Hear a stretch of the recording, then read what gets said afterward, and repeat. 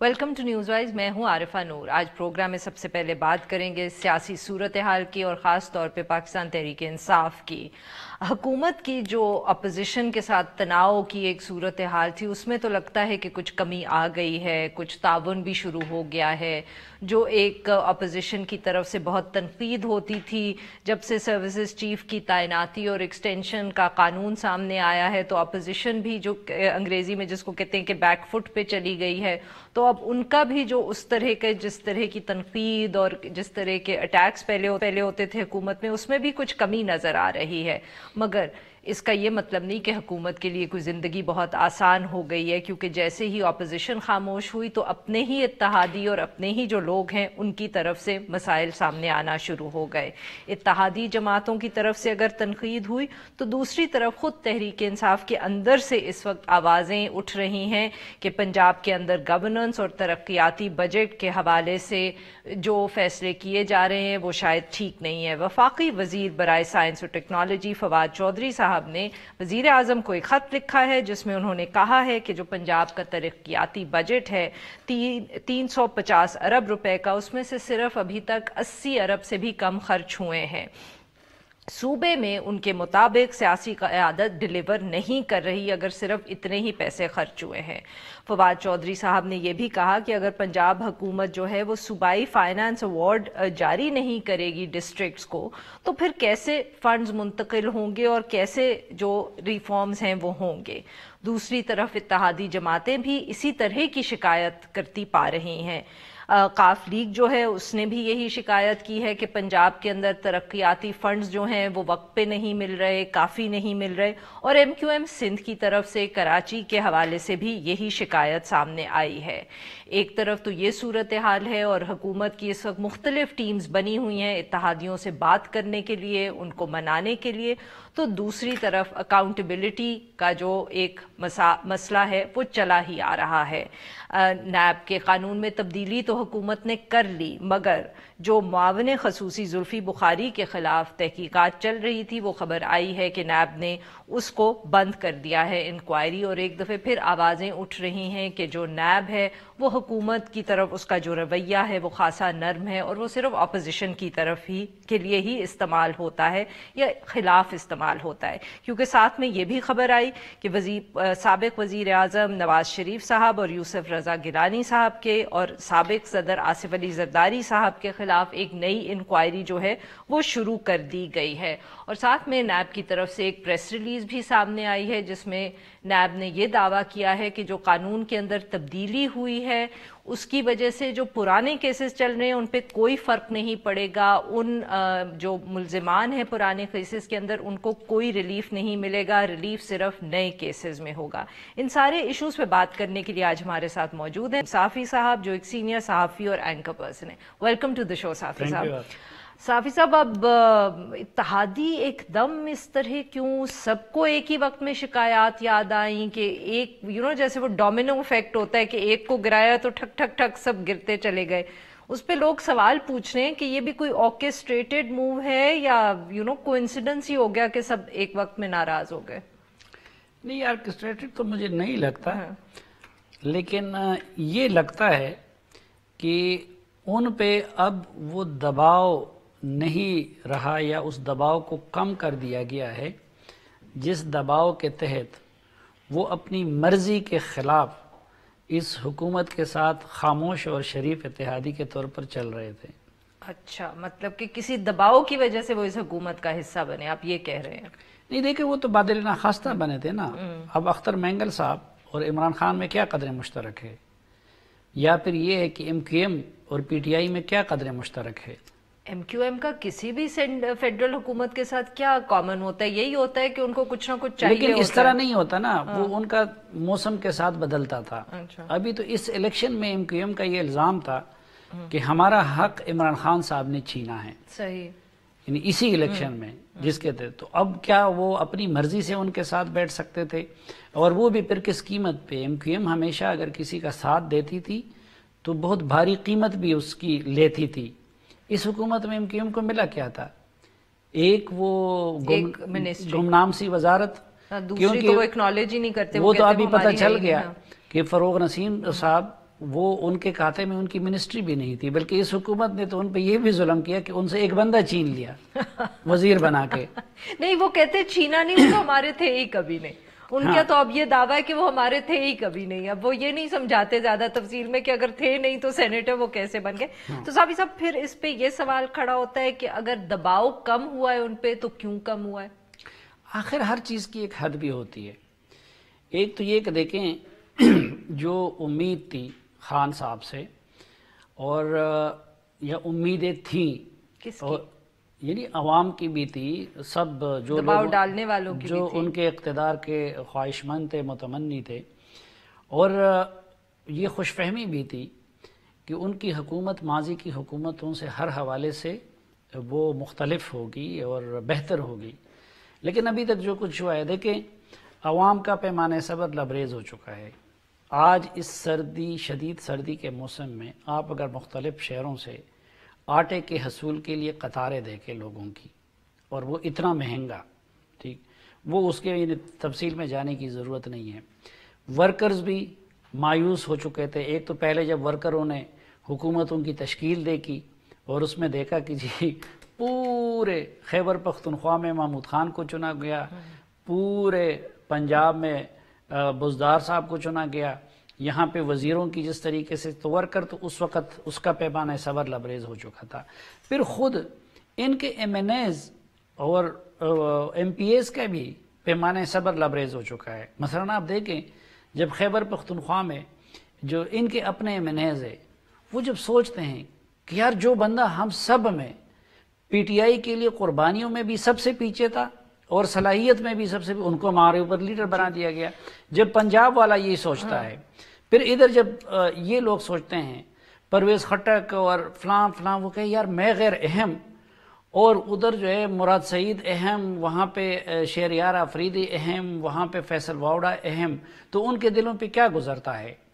اس لیے مجھے لگتا ہے کہ دھیرے دھیرے وہ اداروں کا بھی وہ پیمانہ صبر لبریز ہوتا جا رہا ہے، کیونکہ اگر کوئی بھی حکومت ہو، آپ کی کتنی ہی پیاری ہو، کتنی وہ ہو، لیکن اگر آپ کو سچویشن ایسی بنتی جا رہی ہو کہ آپ کو ملک اور اس حکومت یا اس شخصیت میں سے ایک کا انتخاب کرنا پڑے، تو پھر ظاہری بات ہے کہ ادارے بھی تو دوسری طرف جاتے ہیں نا۔ نہیں صافی صاحب، تو پھر آپ یہ کہنے کی کیا کوشش کریں کہ یہ دباؤ ان اتحادی جماعتوں پہ اس لیے کم کیا گیا ہے کہ عمران خان صاحب پہ دباؤ بڑھے، یا یہ کہ ان کو پیغام دیا جا رہا ہے کہ بس اب بہت ہو گیا، ہمارا بھی صبر جو ہے لبریز ہو گیا ہے اور اب ہم کوئی تبدیلی، ہم آلٹرنیٹیو دیکھنا شروع کر دیں گے؟ نہیں، دو چیزیں ہو رہی ہیں۔ پہلی بات تو یہ کہ یہ تو آپ بھی جانتی ہیں اور آپ نے بھی دیکھا ہوگا کہ اس حکومت کو چلانے کے لیے اور اس کو ڈیلیوری کے قابل بنانے کے لیے جتنا سپورٹ اور جتنا تعاون اس کو تمام اداروں کی طرف سے پرووائڈ کیا گیا، وہ کم از کم جب سے میں صحافت میں ہوں تو کسی جمہوری حکومت کو میں نے نہیں دیکھی تھی۔ صحیح۔ اچھا، پھر جس میں فیسیلیٹیشن کہتے ہیں یا ہاتھ بڑھانے کا، اس میں بھی آخری حدیں پار کر دی گئی۔ مثلا آپ خارجہ محاذ پہ بھی ان کے لیے آرمی چیف چاہ کے سعودی عرب سے بھی معاملات بہتر کرائیں، یو اے ای سے بھی بہتر کریں، چین کے ساتھ آپ بگاڑیں پھر وہ جا کے بہتر کریں، کسی اور کے ساتھ یہ بگاڑیں وہ جا کے بہتر کریں۔ جس طرح آپ سیاست میں دیکھیں نا، سیاست میں عمران خان صاحب کے کور ٹیم بگاڑتی ہے اور پرویز خٹک اور وہ لوگ پھر جا کے سنجرانی صاحب منت ترلا کر کے ان کے لیے بنانے کی کوشش کرتے ہیں۔ پرویز خٹک صاحب بھی کور ٹیم کا ہی حصہ ہے نا، آپ ایسے تو نہ کریں، آپ نے تو بالکل ایسے بات کریں جیسے وہ بعد میں آئے ہیں، چیف منسٹر رہے ہیں وہ کے پی کے۔ وہ کسی زمانے میں تھے، اب وہ مغضوبین میں ہیں۔ اچھا، ٹھیک ہے، وہ تو، اور اسی وجہ سے تو ان کو وزیر اعلیٰ مثلا یہ عجیب فلسفہ تھا کہ کہتے ہیں کہ الیکشن فیئر ہوا ہے، اور ہمارے پرویز خٹک صاحب کی پرفارمنس اتنی شاندار تھی کہ انہوں نے پچھلی مرتبہ سے سیٹیں بڑھا دی، لیکن پھر بھی ان کو وزیر اعلیٰ نہیں بنا رہا ہوں۔ ان کو وہ پروموشن دے کے سینٹر میں لے آئے ہیں نا۔ کیا پروموشن دے دیے گئے؟ دیکھیں نا، وہ سارے جو کرائسس مینجمنٹ ہوتی ہے وہ پوائنٹ مین ہے۔ اب جہانگیر ترین صاحب ہیں اور پرویز خٹک صاحب ہیں، جہانگیر ترین صاحب کی پوزیشن دوسری ہے۔ جہانگیر ترین صاحب تو پوری حکومت بھی چلا رہے ہیں۔ آئی تھاٹ زلفی بخاری صاحب چلا رہے وہ تھے۔ تو نہیں وہ ٹف کمپٹیشن ہے ان میں. اچھا ہاں 2 ڈیپیوٹی پی ایمز ہیں. 2 ڈپٹی پی ایم میں کچھ حوالوں سے زلفی بخاری طاقتور ہے, کچھ حوالوں سے وہ طاقتور ہیں, اور وہ وزیر بناتے ہیں, وزیر گراتے ہیں. پرویز خٹک صاحب بیچارے تو اپنے لیے اچھی وزارت بھی نہیں لے سکتے اپنی مرضی کی.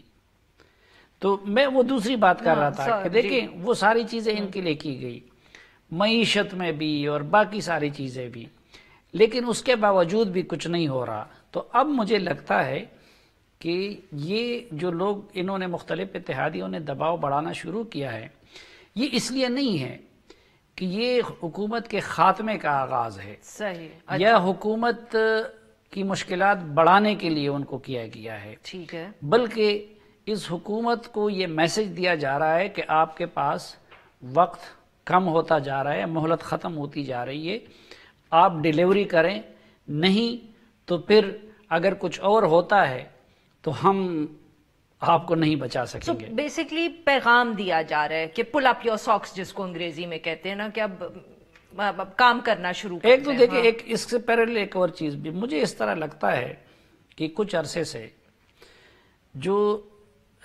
پاکستان کی سیاست میں جو پولرائزیشن ہے, ایون میں اس میں میڈیا بھی شامل کروں گا, پھر کچھ ریسنٹ پاسٹ میں عدلیہ کے ساتھ بھی اس طرح کے واقعات ہوئے, تو شاید ہماری اسٹیبلشمنٹ کی طرف سے اب اس پولرائزیشن اور ان تلخیوں کو انڈو کرنے کی کوشش کی جا رہی ہے. صحیح. اور وہ یہ کوشش ہو رہی ہے کہ اس ملک کو نارمل پوزیشن میں لایا جائے. آپ اگر ریسنٹ پاسٹ میں ایک تو مسلم لیگ نون کی قیادت کو جس طرح ریلیف ملا, پیپلز پارٹی کی قیادت کو جس طرح ریلیف ملا, آپ بالکل ریسنٹ پاسٹ میں اگر کچھ تقرریوں اور تبادلوں کو دیکھیں تو اس سے لگتا ہے کہ وہ یہ شعوری کوشش ادھر سے ہو رہی ہے کہ ملک کی تمام سیاسی جماعتوں کے ساتھ بھی یا میڈیا کے ساتھ اور سول سوسائٹی کے ساتھ اس تعلق کو تھوڑا سا نارمل کر لیا جائے.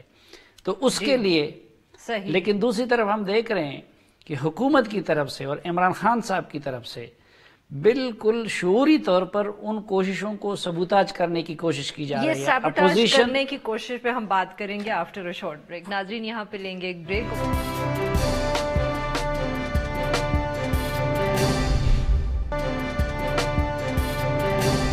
Welcome back. ناظرین ہم گفتگو کر رہے ہیں سلیم صافی صاحب سے. صافی صاحب, بریک پہ جانے سے پہلے آپ نے کہا کہ کچھ کوششیں ہو رہی ہیں کہ پولرائزیشن جو تھی ملک میں اس کو کم کیا جائے, مگر حکومت اور عمران خان صاحب ابھی بھی چاہ رہے ہیں کہ وہ ایسی کوششوں کو سیبوٹاج کریں. تو اس وقت یہ جب آپ نے سیبوٹاج کا لفظ استعمال کیا تو آپ کا اشارہ کیا بوٹ والے واقعے پہ؟ نہیں, یہ صرف وہ نہیں. اچھا. وہ تو خیر میں ان کو اتنا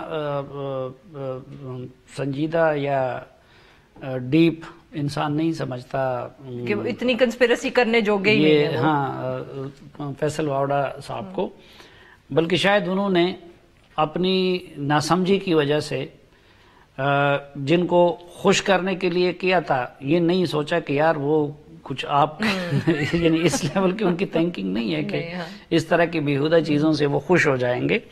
اور دوسری طرف اپوزیشن کو لتاڑنے کی نیت سے انہوں نے کیا تھا, لیکن لتاڑنے کا بھی تو ایک کوئی طریقہ ہوتا ہے نا, کوئی مہذب. تو وہ معاملہ تو بڑا یعنی تہذیب سے ایک گری ہوئی حرکت تھی, نامناسب حرکت تھی جو انہوں نے کر لی. تو وہ پھر سیبوٹاج کی اور کون سی کوششیں ہیں؟ آپ میں یہ کہہ رہا ہوں نا کہ آپ بہت پہلے سے دیکھیں کہ تھوڑا سا اور بھی پیچھے چلے جاتے ہیں کہ یہ جو پچھلے 2 سالوں کے دوران اس ملک میں جو کچھ ہوا اس کا ایک پس منظر بھی تھا. کچھ چیزیں پاسٹ سے چلی آ رہی تھی. مثلا جو نئی ملٹری لیڈرشپ آئی تو ڈان لیکس پرانے دور سے ایک گلے میں ڈال دیا گیا تھا, خواہ مخواہ اس کو ایک سکینڈل بنا کے اور ایک سازش بنا کے اس وقت راحیل شریف صاحب کے دور میں. حالانکہ ہر کسی کو پتا تھا کہ نہ کوئی وہ سیکیورٹی بریچ تھا, نہ اس میں کوئی سیریس چیز تھی. اسی طرح دھرنوں کا اور لاک ڈاؤن کا ان کا بھی ایک ہسٹری تھی, یعنی نواز شریف اور ان کا بھی تعلق ایک خاص خطوط پہ استوار ہو گیا تھا. اسٹیبلشمنٹ ایک تلخی کی طرف گامزن ہو چکا تھا, تو وہ بھی اب بہتر کیے جا رہے ہیں. میڈیا اور اس کا بھی.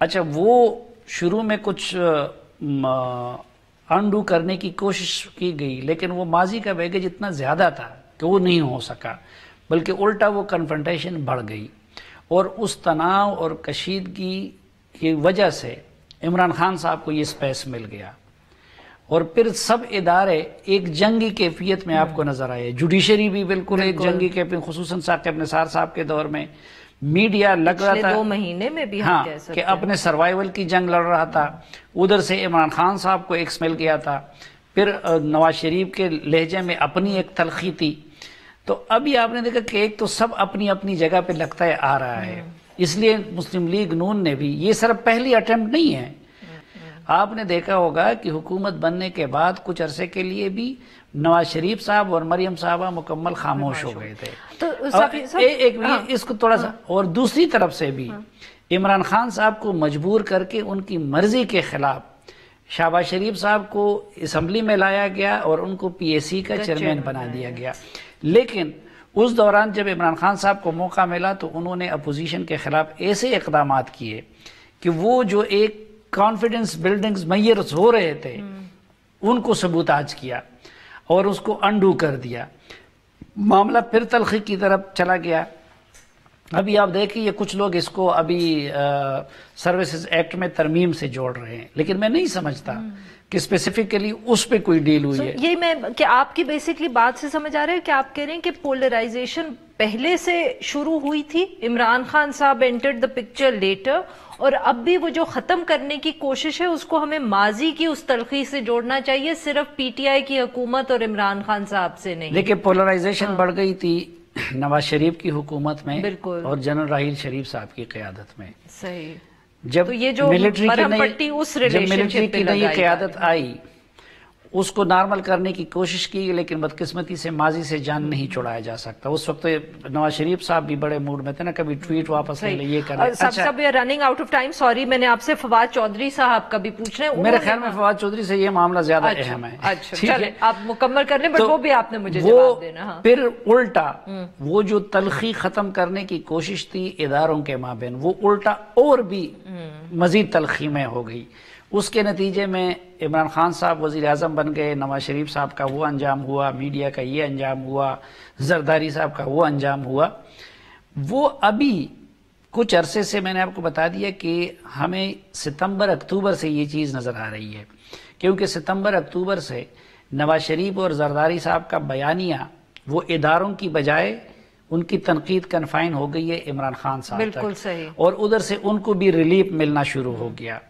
وہ ابھی ریسنٹ پاس میں ہم دیکھ رہے ہیں کہ عمران خان صاحب دوبارہ اس کو سبوتاج کرنے کی کوشش کر رہے ہیں، تو یہ بھی ہو سکتا ہے کہ ملک کو نارمل کرنے کی جو کوششیں ہو رہی ہے اس کو عمران خان صاحب جس طرح سبوتاج کر رہے ہیں، تو شاید ان پہ تھوڑا سا دباؤ ڈالنے کے لیے یہ جو اتحادیوں کو ان کی خاطر مینج کرنے کا سلسلہ تھا اس کو ذرا کم کر دیا گیا، صحیح، تاکہ وہ اس کو سیبوٹاج نہ کر سکیں۔ تو صافی صاحب اس کے اندر اب ایک تو یہی کہ فواد چودھری صاحب نے جو آج پنجاب حکومت پہ تنقید کی، یہ بھی آپ اس بگر پکچر کا حصہ دیکھ رہے ہیں یا نہیں، یہ اس کا کوئی اس سے تعلق نہیں ہے؟ مجھے اس کے بھی وہ نظر آ رہے ہیں کیونکہ پنجاب کے اوپر تو بہت یہ رہی ہے نا فکر رہی ہے کہ پنجاب میں گورننس کا بھی ایشو ہے، پورے پنجاب میں اگر آپ دیکھیں تو پورے پنجاب کے تمام ایم پی ایز، تمام شہری، تمام صحافی، تمام پتہ نہیں کیا کیا، اس میں سے بزدار صاحب کے حق میں آپ کو 3 لوگ نظر آئیں گے۔ ایک ان کے فیملی کے لوگ ہوں گے، ٹھیک ہے کہ وہ خوش ہوں گے، obviously، دوسرا عمران خان صاحب ہیں، صحیح، تیسرا درمیان میں ایک اور شخصیت ہے، نام لینا مناسب نہیں ہے، ٹھیک ہے۔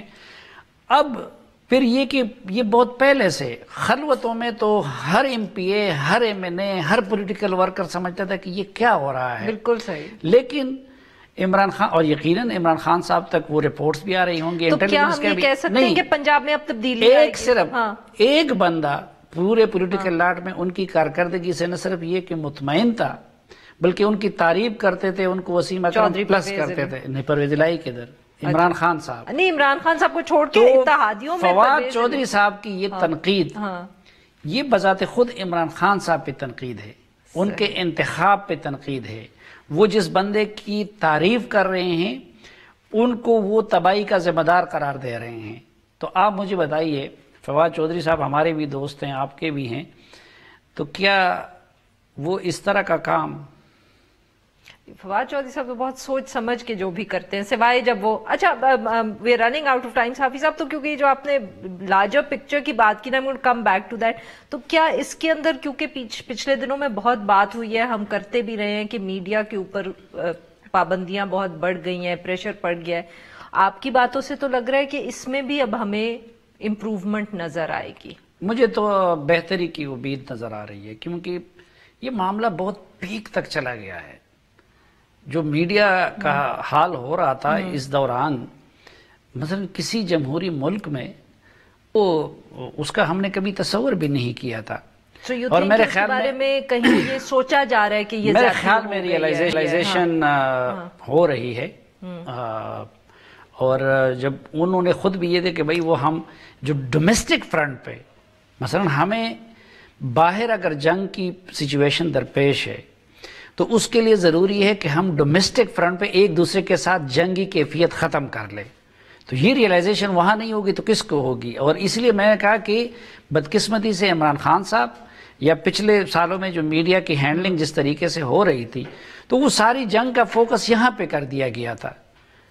اور مجھے تو لگتا ہے، یعنی میں پر امید ہوں کہ انشاءاللہ نیئر فیوچر میں معاملات کچھ بہتر ہو جائے. صرف پی ایم ایل این کو ریلیف نہیں، ہمیں بھی ریلیف ملے گا. لیکن پی ایم ایل کو شاید کچھ اس کی وجہ سے ملی ہو، ہمیں شاید ملکی طرح مفاد میں جو بھی ہے، بٹ ریلیف ہوتی ہے، چاہے ادھر سے آئے چاہے ادھر سے آئے. Former Balochistan chief minister. لیکن اللہ کرے کہ ہم بھی اسی طرح ریسپانسبل بن جائے. بالکل. جو ماضی میں ہم نے بھی کیا تھا نا، کہ جرنلسٹ کی بجائے کوئی ہم میں سے جج بننے لگا تھا، کوئی مفتی بننے لگا تھا، کوئی کیا کر رہا تھا، کہ ہم بھی وہ سلسلہ. اور میرے خیال میں دیکھیں، ہر ایک کو اپنے اپنے حصے کی مار پڑ گئی. اب ہونا چاہیے کہ ہر ادارہ، ہر فرد اپنی اپنی جگہ پہ کچھ عبرت لے کے آگے ایک نارمل پاکستان میں نارمل طریقے سے جو آئینی حدود ہے اس کے اندر سفر کا آغاز کرے. بالکل صحیح. بہت بہت شکریہ سلیم صافی صاحب، آپ نے ہم سے بات کی. ناظرین، یہاں پہ لیں گے ایک چھوٹا سا بریک. جب ہم بریک سے واپس آئیں گے تو ہم بات کریں گے افغانستان کی اور وہاں کی پیس ٹاکس کی. اسٹے ود اس.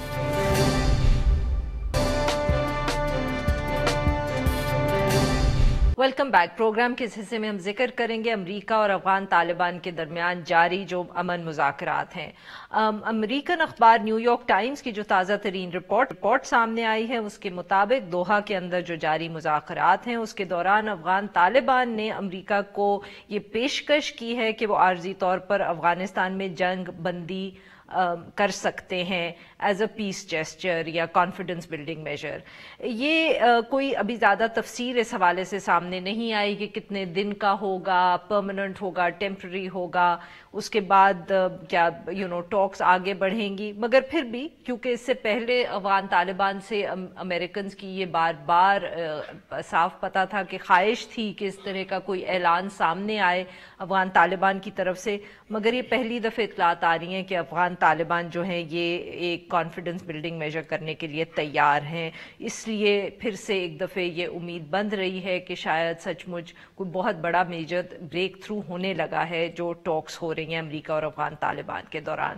یہ جو ٹاکس کا سلسلہ جاری ہوا یہ کافی عرصے سے چل رہا تھا، مگر گزشتہ سال ستمبر کے اندر یہ مذاکرات جو تھے یہ ایک دم تب بند ہو گئے جب امریکی صدر ڈونلڈ ٹرمپ نے یونیلیٹرل اناؤنسمنٹ کیا کہ وہ ٹاکس ختم کر رہے ہیں کیونکہ افغان طالبان جو ہیں وہ شدت پسندی ختم نہیں کر رہے. انہی دنوں میں ایک دو بہت میجر اٹیکس ہوئے تھے افغانستان کے اندر، اور اس کے بعد اب پچھلے کچھ چند ہفتوں میں مہینوں کے اندر دوبارہ یہ مذاکرات شروع ہوئے ہیں اور اب ان کو نتیجہ خیز بنانے کی کوشش کی جا رہی ہے. پاکستانی وزیر خارجہ شاہ محمود قریشی صاحب نے بھی تصدیق کی ہے کہ افغان طالبان جو ہیں وہ اس قسم کا ایک کانفیڈنس بلڈنگ میجر کرنے کے لیے تیار ہیں. اس سارے ایشو پہ بات کرنے کے لیے آج ہمارے ساتھ موجود امتیاز گل صاحب جو سینئر تجزیہ کار اور ماہر افغان امور ہے. ویلکم ٹو دا شو سر. سر یہ پہلی دفعہ اس طرح کی اطلاعات نہیں آئیں جس سے ہمیں لگے ایک دم کہ کوئی بہت میجر بریک تھرو ہونے والا ہے، اب پھر یہ آ رہی ہیں. سو کیا اب اس دفعے should we take them seriously, یا پھر بھی ہم اپنی امیدیں جو ہیں وہ زیادہ we don't get our expectations too high? آپ کا کیا خیال ہے؟ دیکھیے عارفہ، خود طالبان بھی گزشتہ 20 برسوں سے حالت جنگ میں ہے. افغانستان پوری قوم جو ہے وہ تقریباً 40 برسوں سے حالت جنگ میں ہے. دوسری طرف امریکی صدر ٹرمپ اپنے انتخابات کے لیے ابھی میدان میں کودنے والے ہیں. تو ان تمام چیزوں کو اگر سامنے رکھیں تو آپ یہ غور کیجئے کہ ہمارے وزیر خارجہ شاہ محمود قریشی نے یہ اعلان کہ طالبان راضی ہو گئے ہیں جزوی فائر بندی پہ، یہ واشنگٹن میں جا کے کیا. واشنگٹن سے ان کی جو خصوصی نمائندہ ہیں ایلس ولز اگلے 48 گھنٹے میں پاکستان آ رہی ہیں. زلمے خلیلزاد گزشتہ 72 گھنٹوں سے وہ دوحہ میں ہیں. اور سب سے بڑھ کے جو 72 گھنٹوں کے دوران جو بات چیت ہوئی، جو طالبان نے اب پبلکلی کہا بھی ہے، اور میرا خیال ہے آپ کے پروگرام کی توسط سے شاید یہ بات پہلی دفعہ جا رہی ہے، کہ طالبان کے نمائندے نے کہا کہ گزشتہ 2 روز سے ہماری جو بات چیت ہوئی ہے دوحہ کے اندر زلمے خلیلزاد کے ساتھ، اس کا بنیادی تعلق تھا اس امن معاہدے کے ساتھ جو پہلے طے پا گیا تھا، اور وہ جو ریٹن اگریمنٹ کہتے ہیں فائنل ہو گیا تھا جب اب اسی پہ انہوں نے دوبارہ بات چیت شروع کر کے، اور اب ان کا یہ کہنا ہے کہ اس پر دستخط کرنے کی جو تقریب ہونی ہے اس کی جزیات تفصیلات طے کر رہے ہیں گزشتہ 2 دنوں سے. تو آپ لہٰذا انتظار کیجئے اگلے 2 دن 3 دن، شاید ایک اور ٹویٹ آ جائے جس میں اس تقریب کا اعلان کر دیا جائے جہاں پہ یہ دستخط ہونے ہیں. امتیاز صاحب، یہ تو بہت بڑی خبر دے رہے ہیں آپ بیسیکلی کہہ رہے ہیں کہ اب سب کچھ طے پا گیا، اب صرف یہ ڈیسائیڈ ہو رہا ہے کہ وہ تقریب کہاں ہونی ہے. کیونکہ اگریمنٹ تو کہتے تھے کہ جب وہ پچھلے ستمبر میں جب یہ بیان آیا تھا پریزیڈنٹ ٹرمپ سے when he called off the talks، تو وہ اگریمنٹ تو تب بھی تیار ہو گیا تھا. افغان طالبان تو تھرو آؤٹ یہ کہتے رہے اس کے بعد. تو اب آپ یہ کہہ رہے ہیں کہ وہ اب اس کو صرف یہ طے ہو رہا ہے کہ اس کو کہاں سائن کرنا ہے اور کس طرح سائن کرنا ہے، مطلب کہ وہ جو basically what it means is کہ جو کنڈیشنز ہیں دونوں طرف سے اس کے اوپر معاملات طے ہو چکے ہیں. اس پہ دیکھیے طالبان نے بہت واضح کر دیا تھا ستمبر ہی میں کہ جو معاہدہ ہم نے طے کر لیا ہے اس سے ہم نے انحراف نہیں کرنا ہے. امتیاز صاحب، اس کی کوئی تفصیلات آپ ہم سے شیئر کر سکتے ہیں کہ اس اگریمنٹ کے اندر کس قسم کی کوئی پوائنٹس ہیں جس کے اوپر دونوں سائڈز جو ہیں وہ متفق دیکھیے بہت تفصیلات تو باہر نہیں ہیں. البتہ جو معاہدہ یہ تھا کہ امریکی تمام افواج کوئی 18 سے 24 مہینے کے دوران افغانستان سے نکل جائیں گی. پھر امریکہ کے وہاں پہ 5 اڈے ہیں، صحیح، ان میں سے طے تو یہ تھا کہ 5 کے 5 اڈے ختم ہوں گے. اچھا، یہ بھی تھا. پھر معاہدے میں نہیں تھا یہ شامل کہ طالبان فائر بندی کریں گے عارضی، لیکن انڈرسٹینڈنگ یہ تھی کہ ایک دفعہ جب معاہدے پہ دستخط ہو جائیں گے تو اس کے نتیجے میں آٹومیٹکلی طالبان اپنی متشدد جو کارروائیاں ہیں وہ ختم کر دیں گے. لیکن بنیادی طور پہ ہمیں یہ ذہن میں رکھنا چاہیے کہ جب ایک معاہدے پہ دستخط ہو جائیں گے اس کی وجہ سے لامحالہ طالبان کے اوپر بہت ساری ذمہ داریاں آ جائیں گی، کیونکہ وہ باقاعدہ اعلیٰ ترین سطح پہ ایک لیجیٹمیٹ سٹیک ہولڈر کے طور پہ مانے جائیں گے اس معاہدے کے انہوں نے امریکن حکومت کے ساتھ ایک معاہدہ کیا ہوگا. اس کے بعد ایک جو کہتے ہیں کچھ لوگ کچھ دو کی بنیاد پہ کوئڈ پرو کو جس کو کہتے ہیں وہ اپنی کارروائیاں کم کریں گے. اس کے نتیجے میں ایک سپیس پیدا ہوگا، اور انڈرسٹینڈنگ یہ ہے کہ آپ جب معاہدہ ہو جائے، اس کی فائر بندی ہو، اس کے بعد کابل حکومت ایسے غیر متنازع لوگوں کا ایک کمیشن بنائے، وفد بنائے، جس میں ان کی حکومت کی بالواسطہ نمائندگی بھی ہو اور تمام جو افغان حلقے ہیں ان کے لوگ بھی ہوں. وہ جو کمیشن ہے یا وفد ہے وہ پھر طالبان کے ساتھ بات کرے گا ایک عبوری حکومت کے قیام کے لیے. وہ عبوری حکومت توقع اب یہ کی جا رہی ہے سپیس فراہم کرے گی طالبان کو، یا فیس سیونگ جس کو کہتے ہیں، امریکہ اور طالبان کے لیے، کہ آپ 5 کے 5 اڈوں کی بات نہ کریں، हो सकता है 2 अड्डे अमरीकी रखने पे आमादा हो जाएं, क्योंकि तालिबान ने शुरू से कहा हुआ कि एक हमें गैर मुल्की फौजी कबूल नहीं है, हमें एक फौजी अड्डा कबूल नहीं है। अब इम्तियाज साहब, running out of time, very quickly, अभी आप जो कह रहे हैं कि अगर ये अग्रीमेंट साइन हुआ तो फिर अमेरिकन फोर्सेस इलेक्शन से पहले, ट्रंप साहब के प्रेसिडेंशियल इलेक्शन से पहले वापस जाएंगी, बिकॉज ऑब्वियसली उन्होंने इलेक्शन में यही वादा तो अपने लोगों के पास लेके जाना है। देखिए, हम जो बातें कर रहे हैं एक कयास आराई कर रहे हैं, बिल्कुल, हम डॉट से डॉट में ला के उसकी बुनियाद पे अपना इसका तजिया करने को, पिक्चर बनाने की कोशिश कर रहे हैं। We don't know for sure कि एग्रीमेंट में डेट्स क्या है। अब मालूम नहीं कि मुआहदा कब होता है और उसके तहत टाइमलाइन क्या होती है, और जो तमाम अफगान धड़ों के दरमियान बातचीत है वो क्या रुख इख्तियार करती है। बहुत सारे इसमें वेरिएबल्स हैं, तगय्युरात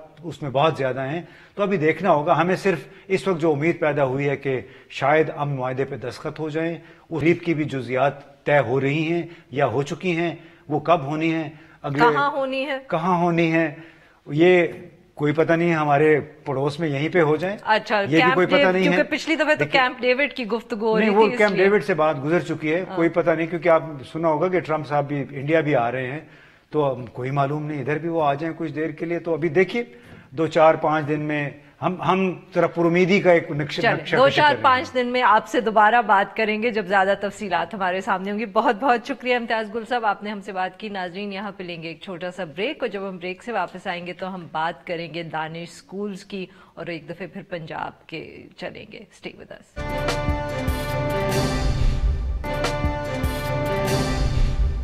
वेलकम बैक। प्रोग्राम के आखिरी हिस्से में हम जिक्र करेंगे पंजाब के अंदर जो दानिश स्कूल सिस्टम शहबाज शरीफ साहब ने अपने दौरे हुकूमत में इंट्रोड्यूस करवाया था। ये स्कूल सिस्टम गुज़िश्ता 18 माह से मैनेजिंग डायरेक्टर के बगैर काम कर रहा है।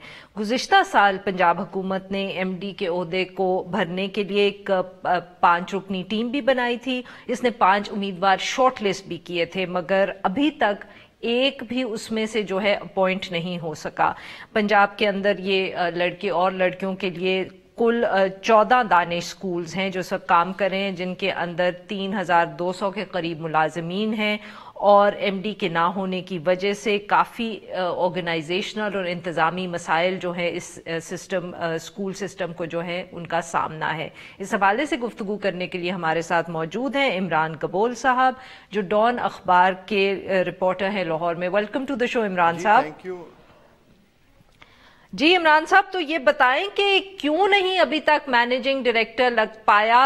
कमिटी भी बन गई, कैंडिडेट्स जो थे उन्होंने शॉर्टलिस्ट भी कर लिए, मगर फाइनल फैसला क्यों नहीं हुआ? जी मैडम, हुआ ये है कि आमिर हफीज साहब होते थे पहले MD 2018 में, जब से उनका टेन्योर ख़त्म हुआ सितंबर 2018 के बाद जुलाई 2019 में एडवर्टाइज आई थी कि MD अपॉइंट करना है।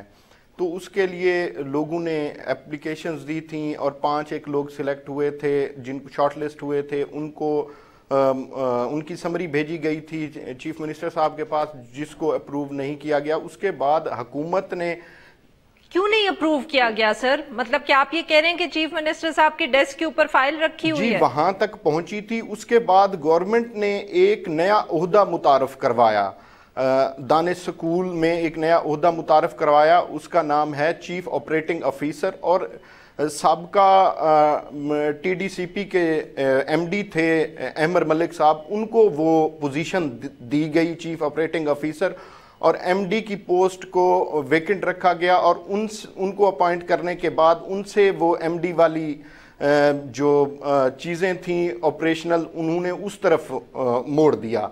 और वो अहमद मलिक साहब हैं जो वो अब वो पोस्ट पे बैठे हैं, और वो सारी अथॉरिटीज़ उस तरह वो कर रहे हैं। लेकिन जो एक्ट है दानिश स्कूल का, पंजाब दानिश स्कूल का एक्ट है, उसमें मैनेजिंग डायरेक्टर जो हैं, जो MD हैं, वो जो पोस्ट है वो ख़ास तौर पर एम्प्लॉयज़ के हवाले से, एकेडमिक्स के हवाले से और एडमिनिस्ट्रेटिव हवाले से उसको काफ़ी ज़्यादा मतलब वो हासिल था, पावर हासिल थी। और वही पावर अब जो चीफ ऑपरेटिंग ऑफिसर हैं अहमद मलिक साहब, उनको दी गई है, तफवीज़ की गई है। वो تو سر یہ چیف آپریٹنگ آفیسر جو بنائے ہیں پھر یہ اسکولز کو اتنی افیکٹولی نہیں چلا پا رہے جتنے ایم ڈی کی پوسٹ پہ بیٹھے ہوئے صاحب چلا رہے تھے؟ وہ کیونکہ ماضی میں ایک تو وہ ایجوکیشنسٹ بھی تھے اور دوسری بات یہ تھی کہ وہ کافی عرصے سے کام بھی کر رہے تھے.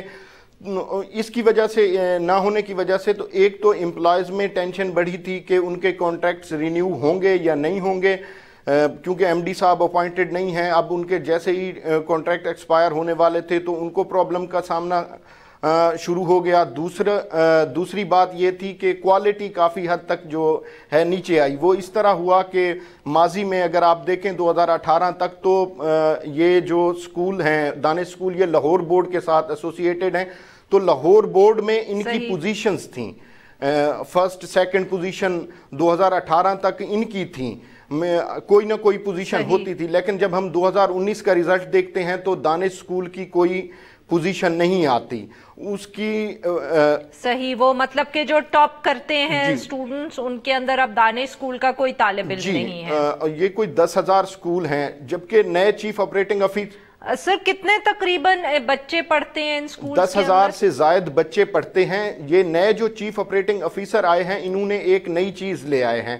وہ یہ تھا کہ پہلے ان سکولز کے اندر صرف ہاسٹلائڈ بچے ہوتے تھے، یہ ڈے اسکالر بچوں کو لے آئے ہیں ان تمام سکولوں میں، جبکہ سکولوں کی تعداد ٹوٹل 16 ہو چکی ہے.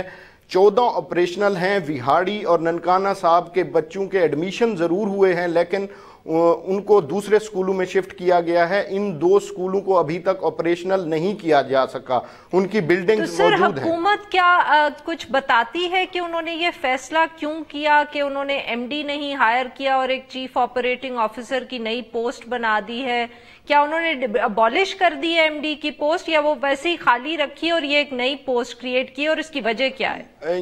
بیسک میں بورڈ آف گورنرز کے چیئرمین تو ہوتے ہیں چیف منسٹر صاحب، اس کے بعد ایک وائس چیئر پرسن ہوتے ہیں جو ایک ایم پی اے ہوتے ہیں اپوائنٹ کیے گئے ہیں، وہ تو موجود ہیں. اس کے بعد لیکن ایم ڈی کی authority administrative matters M D کے پاس زیادہ ہوتے تھے، تو اس کی جگہ جب انہوں نے چیف آپریٹنگ آفیسر تعینات کر دیا تو وہ اس کو زیادہ اہمیت ایم ڈی کی اپوائنٹمنٹ کو نہیں دی جا رہی. جبکہ میری جب ان سے بات ہوئی تو انہوں نے کہا کہ ہمارا کام سموتھلی جاری ہے. مطلب وائس چیئر پرسن سے بات ہوئی تھی، سمیرہ احمد ہیں، انہوں نے مجھے کہا تھا کہ بھئی ہم لیکن فردر دیکھیں گے ضرور کہ ہم ایم ڈی اپوائنٹ کریں، لیکن ہمیں بہت بہت شکریہ عمران صاحب، آپ نے ہم سے بات کی. آج کے لیے بس اتنا ہی. Now we will be back on Monday.